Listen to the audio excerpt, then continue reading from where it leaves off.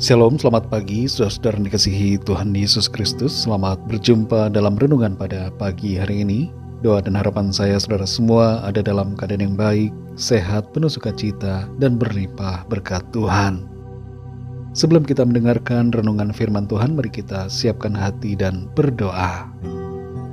Bapa, dalam nama Tuhan Yesus Kristus, Tuhan yang ajaib, yang penuh kuasa, dan melakukan banyak perkara mujizat dalam hidup kami mengucap syukur untuk berkat kemurahan-Mu. Tuhan sudah melindungi kami dan pagi ini kembali kami ada semua karena kemurahan-Mu. Sebelum kami memulai aktivitas kami rindu mendengarkan sabda firman-Mu. Urapi kami Tuhan agar kami mengerti dan taat pada kehendak-Mu. Dalam nama Tuhan Yesus kami berdoa. Haleluya. Amin. Saudara dikasihi Tuhan, ayat renungan kita pada saat ini terdapat dalam Injil Markus pasal 12 ayat 30-31. Tertulis demikian. Kasihilah Tuhan Allahmu dengan segenap hatimu dan dengan segenap jiwamu dan dengan segenap akal budimu dan dengan segenap kekuatanmu. Dan hukum yang kedua ialah kasihilah sesamamu manusia seperti dirimu sendiri. Tidak ada hukum lain yang lebih utama daripada kedua hukum ini. Saudara dikasihi Tuhan, setiap orang punya perasaan cinta atau kasih, dan objek yang dicintai ada bermacam-macam.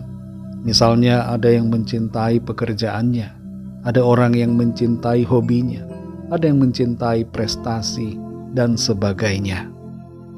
Menurut sebuah survei di Amerika Serikat dan Eropa, sebanyak sekitar 9-10% orang sangat mencintai pekerjaannya sehingga menjadi kecanduan dalam bekerja. Tapi angka ini tidak mewakili semuanya.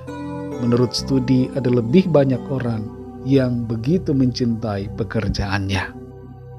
Kita perlu mengerti apa sebenarnya objek cinta yang tepat yang seharusnya menjadi sasaran dari cinta kasih kita. Dalam Markus 12 ayat 30-31 ini tertulis, kasihilah Tuhan Allahmu dengan segenap hatimu dan dengan segenap jiwamu dan dengan segenap akal budimu dan dengan segenap kekuatanmu. Dan hukum yang kedua ialah kasihilah sesamamu manusia seperti dirimu sendiri.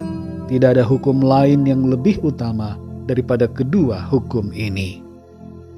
Dari ayat ini kita dapat mengerti bahwa objek cinta kasih kita bukanlah benda, bukanlah kegiatan ataupun sesuatu yang lain, melainkan ada 3 pribadi yang perlu kita kasihi dalam hidup ini. Yang pertama adalah Tuhan. Di ayat ini dikatakan, kasihilah Tuhan Allahmu dengan segenap hatimu dan dengan segenap jiwamu dan dengan segenap akal budimu, dan dengan segenap kekuatanmu. Tuhan haruslah menjadi prioritas pertama yang menjadi sasaran dari kasih kita. Bahkan kasih kepada Tuhan itu harus lebih besar, lebih tinggi daripada kasih kita kepada yang lain. Karena dikatakan di sini bahwa kita harus mengasihi Tuhan dengan segenap hati, jiwa, akal budi, dan kekuatan kita.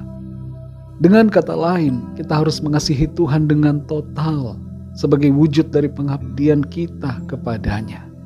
Dialah yang pertama dan yang terutama yang harus kita kasihi.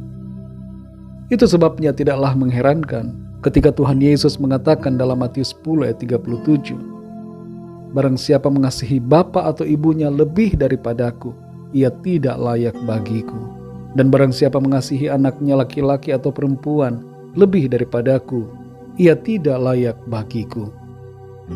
Kita harus mengasihi Tuhan dengan seluruh kehidupan kita dan mengutamakan Dia dalam hidup kita.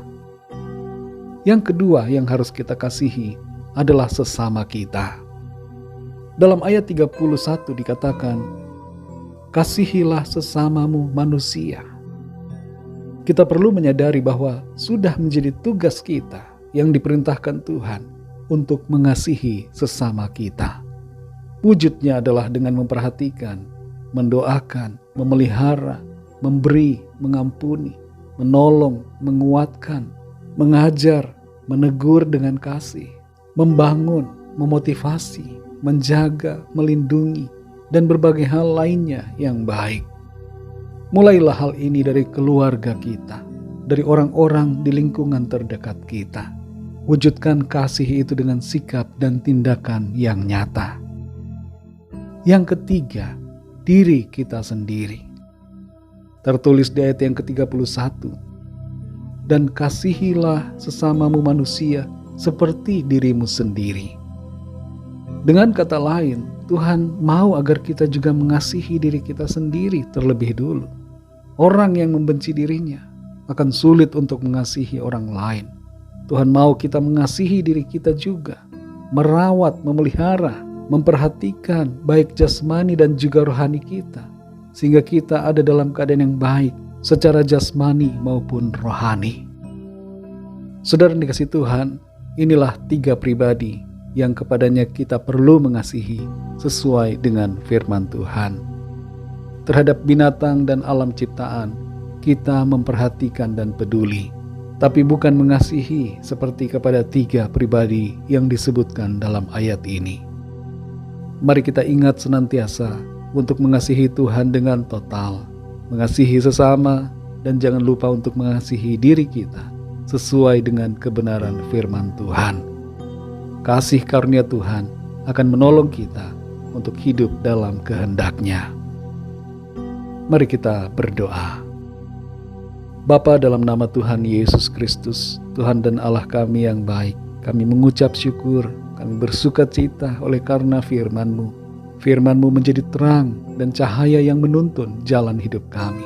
Kami bersyukur Tuhan memberikan kami pengertian untuk kami mengasihi Tuhan sebagai prioritas utama dalam hidup kami, dan mengasihi sesama kami, dimulai dari orang-orang di sekitar kami, dari keluarga kami, dan mengasihi diri kami sendiri. Karena ini adalah kehendak Tuhan bagi kami. Tuntun kami terus ya Roh Kudus, supaya kami semakin mengerti kehendak-Mu Tuhan, dan semakin mengenal lebih lagi akan Engkau. Terima kasih Tuhan. Berkatilah kami di sepanjang hari ini dalam segala aktivitas dan kegiatan kami. Pimpin kami agar setiap yang kami lakukan menyenangkan hati Tuhan, dan Tuhan pakai kami menjadi alat kemuliaan-Mu dan saluran berkat bagi orang-orang di sekitar kami. Kami bawa kepadamu setiap permohonan doa dan pergumulan kami masing-masing secara pribadi, agar Tuhan melawat dan menyatakan kuasa pertolongan-Mu bagi kami. Terima kasih Tuhan, segala puji hormat kemuliaan bagi-Mu. Dalam nama-Mu yang kudus, nama Tuhan Yesus Kristus, kami sudah berdoa dan mengucap syukur. Haleluya. Mari sama-sama kita berdoa doa Bapa kami. Bapa kami yang di sorga, dikuduskanlah nama-Mu, datanglah kerajaan-Mu, jadilah kehendak-Mu di bumi seperti di sorga. Berikanlah kami pada hari ini makanan kami yang secukupnya, dan ampunilah kami akan kesalahan kami, seperti kami juga mengampuni orang yang bersalah kepada kami.